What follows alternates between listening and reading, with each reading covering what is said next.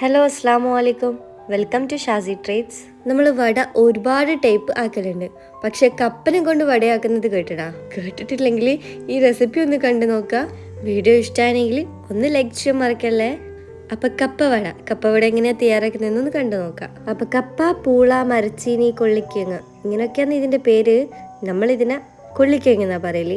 അപ്പോൾ ഇത് 400 ഗ്രാം അളവിലെടുത്തിട്ട് ഇതേപോലെ തൊലിയൊക്കെ കളഞ്ഞ് ചെറുതായിട്ട് കട്ട് ചെയ്തിട്ട് നന്നായിട്ട് വേവിച്ചിട്ട് വരാം. കുറച്ച് ഹാർഡായിട്ട് നല്ല സോഫ്റ്റ് ആയിട്ടൊന്ന് വേവിച്ചിട്ട് വരാം. വേവിക്കാൻ എല്ലാവർക്കും അറിയുന്നല്ലേ, അതുകൊണ്ട് ഞാൻ കാണിക്കുന്നില്ല. ഇനി വേവിച്ച് വെച്ച കിഴങ്ങ് നമ്മൾ ഇഞ്ചി വെളുത്തുള്ളി ഒക്കെ ചതച്ചെടുക്കുന്നതിനെ കൊണ്ട് തന്നെ നന്നായിട്ടൊന്ന് ഉടച്ചെടുക്കുക. ഇത് മിക്സിയിലിട്ടിട്ട് അങ്ങ് അരച്ചെടുക്കേണ്ട ആവശ്യമില്ല. ഇതേപോലെ ചെയ്താൽ തന്നെ നല്ല അടിപൊളി തന്നെ സോഫ്റ്റായിട്ട് വന്നോളും. ഇതിൽ ഞാൻ വേവിക്കുമ്പം ഉപ്പ് ചേർത്തിന്, അതുകൊണ്ട് ഈ വടയാക്കുന്ന ടൈം നിങ്ങൾ ചെക്ക് ചെയ്തിട്ട് മാത്രം ഉപ്പ് ചേർത്ത് കൊടുക്കുക.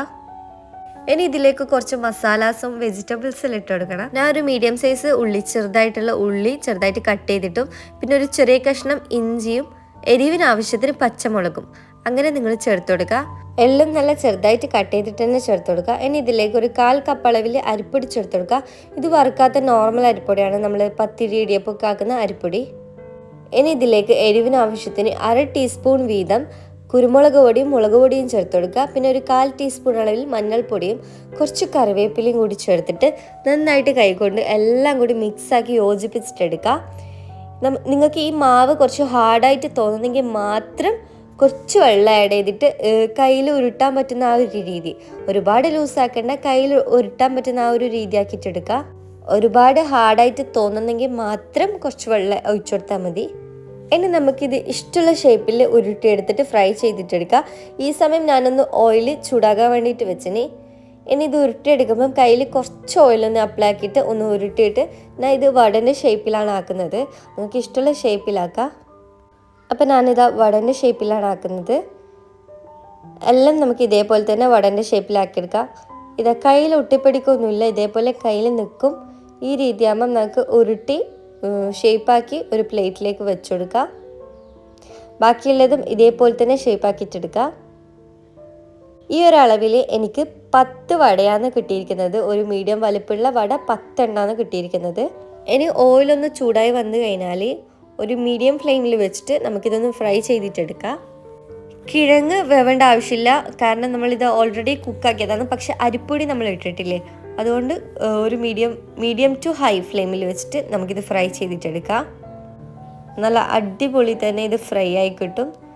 ഒരു ഭാഗം ആയിക്കഴിഞ്ഞാൽ ഒന്ന് തിരിച്ചിട്ടിട്ട് ഒന്ന് കളർ ചേഞ്ച് ആക്കിയിട്ടെടുക്കാം. ഉപ്പ് ഞാൻ പറഞ്ഞല്ലോ, കിഴങ്ങിലിട്ടോണ്ടാണ് ഞാൻ ഉപ്പ് ഇടാണ്ട് നിന്നത്. അപ്പം നിങ്ങളൊന്ന് ചെക്കാക്കിയിട്ട് ഉപ്പിട്ട് ചേർത്ത് കൊടുക്കുക. എല്ലാ ഭാഗവും തിരിച്ചു മറിച്ചിട്ട് ഫ്രൈ ചെയ്തിട്ട് ഒരു കളർ ചേഞ്ച് ആക്കിയിട്ട് എടുക്കുക.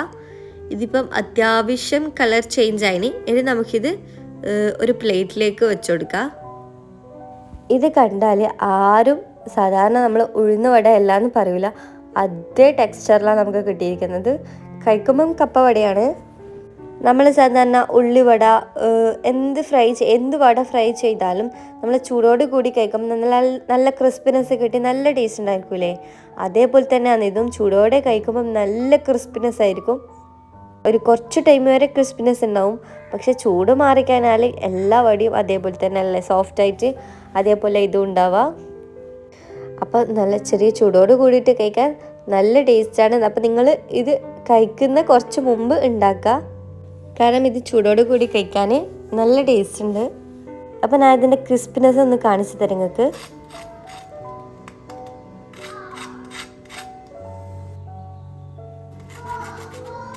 പുറംഭാഗം നല്ല ക്രിസ്പി ആയിട്ടും ഉൾഭാഗം നല്ല സോഫ്റ്റ് ആയിട്ടും ഇരിക്കുന്ന വടയാണ്. ഞാൻ നിങ്ങൾക്കിത് പൊട്ടിച്ച് കാണിച്ചു തരാം.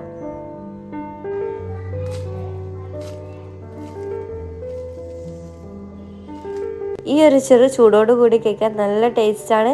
അപ്പോൾ നിങ്ങൾ കപ്പയെല്ലാം വാങ്ങുമ്പോൾ നമ്മൾ ഇങ്ങനെ വെറൈറ്റി ആയിട്ടെല്ലാം ഒന്ന് ട്രൈ ചെയ്ത് നോക്കുക. ട്രൈ ചെയ്ത് നോക്കാത്തവർ ഇതേപോലത്തുള്ള സ്നാക്സ് റെസിപ്പീസ് ഞാൻ കുറേ ചെയ്തിട്ടുണ്ട്, കാണാത്തവരൊന്ന് കണ്ടു നോക്കാം. അപ്പം നിങ്ങൾക്ക് എൻ്റെ വീഡിയോ ഇഷ്ടമായിരുന്നെങ്കിൽ ഒന്ന് ലൈക്ക് ചെയ്യാൻ മറക്കല്ലേ. പിന്നെ നിങ്ങൾക്ക് എൻ്റെ വീഡിയോ കണ്ടിട്ട് യൂസ്ഫുൾ ആണെന്ന് തോന്നെങ്കിൽ നിങ്ങളുടെ ഫ്രണ്ട്സിനും ഫാമിലിക്കും ഷെയർ ചെയ്യാനും പിന്നെ സബ്സ്ക്രൈബ് ചെയ്ത് സപ്പോർട്ട് ചെയ്യാനും മറക്കല്ലേ. ഇൻഷാ അല്ലാ ഇനിയും പുതിയ റെസിപ്പി ആയിട്ട് വീണ്ടും വരാം. അസ്സലാമു അലൈക്കും.